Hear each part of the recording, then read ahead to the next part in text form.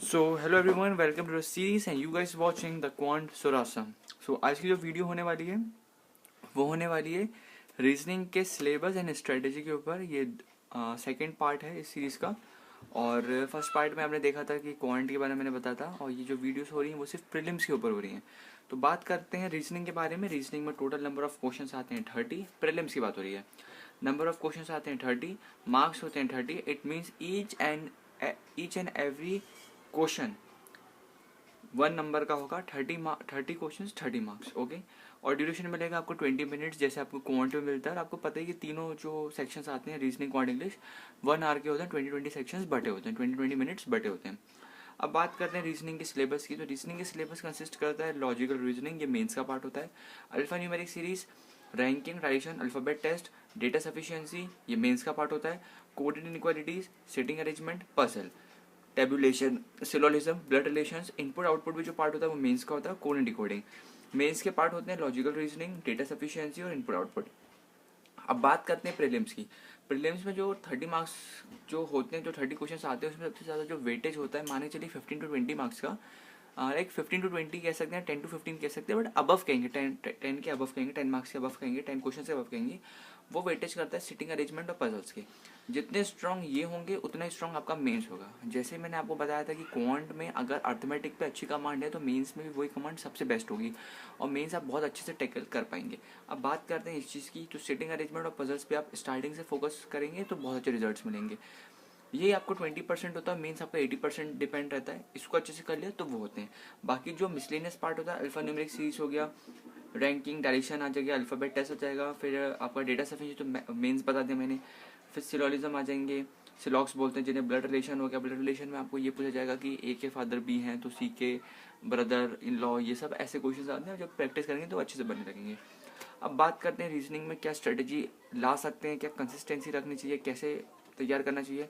मेरा एक बहुत सिंपल सा मानना यह है कि रीजनिंग का जो सिलेबस है, अगर ये मेंस के 3 पार्ट हटा दो, पूरी रीजनिंग मैं अपना पर्सनल एक्सपीरियंस दूं, हो सकता है बिलीव हो या ना हो, सिर्फ 3 दिन में सिलेबस कंप्लीट हो सकता है। सिलेबस कंप्लीट करने का तरीका होता है, अगर आप 100% लेके चलो ना, तो 20% आपको उस चीज़ का बेसिक आना चाहिए, 30% आपको क्वेश्चन समझ में आना चाहिए, और 50% की एक होप होनी चाहिए कि हाँ अब मैं क्वेश्चन कर सकता हूँ। सिर्फ मैं क्वेश्चन को देख के, उसके वीडियो सॉल्यूशंस हो गए, उसके सॉल्यूशंस हो गए, उसको समझ के मैं क्वेश्चन कर सकता हूँ। तो सिर्फ 1 हफ्ते के भी अंदर आप रीजनिंग का जो प्री का सिलेबस होता है वो कर सकते हैं। फिर बात करते हैं, सिर्फ आपको मॉक्स लगाने हैं। पीडीएफ जो आती हैं, गाइडली की पीडीएफ बहुत बेहतरीन आती है, उनको लगाइए, उससे प्रैक्टिस करते हुए जाइए, तो उस हिसाब से आप बहुत अच्छे से आगे बढ़ सकते हैं। और ज़रा सा ही पार्ट रहता है, इतना ज़्यादा टफ नहीं रहता। बस मेंस की बात आती है तो वो भी कंसिस्टेंसी डिपेंड करती है। बट जब रीजनिंग में आप 1 हफ्ता पूरा सिलेबस कर लो, 2-3 हफ्ते उनके सिर्फ मॉक दो मत, सिर्फ उसको देख देख के आंसर्स करो, पता चल जाएगा कि एग्जाम में कैसे मॉक्स आपको करने को मिलते हैं। उस हिसाब से आप डेली हैबिट में इसको चीज़ को डाल लो कि हाँ मुझे ये करना है, रीजनिंग करना है। पर डे मॉर्निंग में उठ के ही फटाक से अपना रीजनिंग एक मॉक लगाया, 20 मिनट्स का होता है, हाफ एन आवर के अंदर पूरा कंप्लीट कर सकते हो। ज़्यादातर 40-50 मिनट्स समझ सकते हो कि ये पैटर्न होता है, वो पैटर्न होता है। थोड़ा सा बस कॉन्सेप्ट समझने पड़ते हैं कि सिलॉक्स में बहुत सारे कॉन्सेप्ट्स होते हैं, ब्लड रिलेशन में भी कॉन्सेप्ट्स होते हैं। बहुत अच्छे अच्छे टीचर्स हैं यूट्यूब पे, उनसे पढ़िए। पेड बैचेस होंगे आपके पास, उनसे पढ़िए। बस यही है कि मैं हमेशा ये कहता हूँ, 20% ऑफ सिलेबस इज़ मैंडेटरी। बाकी जो 30% होता है आपका, वो आपको बस समझो कि हाँ क्वेश्चंस मैं कर सकता हूँ, ऐसे होंगे, ये मेरे को समझ में आ रहा है, कॉन्सेप्ट समझ में आ रहा है, लिख के रख लो, कॉन्सेप्ट का अच्छे से रिवीजन करते रहो।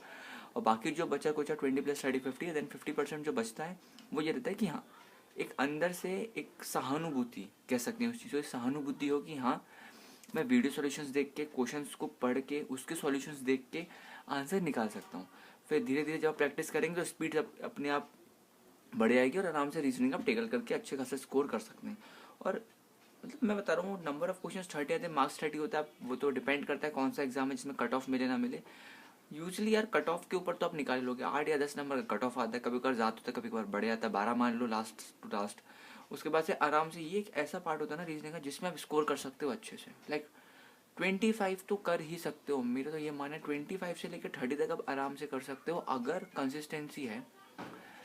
और तो आराम से 20 to 30 कर सकते हो। बाकी आज की वीडियो में इतना ही। जब मेंस के बारे में बताऊंगा तब एक नई वीडियो बनाऊंगा, तब आपको अच्छे समझ में आएगा। दोनों चीज़ मिक्सअप नहीं करना, थोड़ा सा लोड पड़ेगा और आपको फिर मज़ा भी नहीं आएगा। छोटी वीडियो रखो और अच्छे समझ पाओगे। तो ठीक है, मिलता हूँ आपके साथ कल एक नई वीडियो के साथ। कल जो वीडियो आने वाली है वो है इंग्लिश का सिलेबस एंड स्ट्रेटजी प्रीलिम्स के लिए।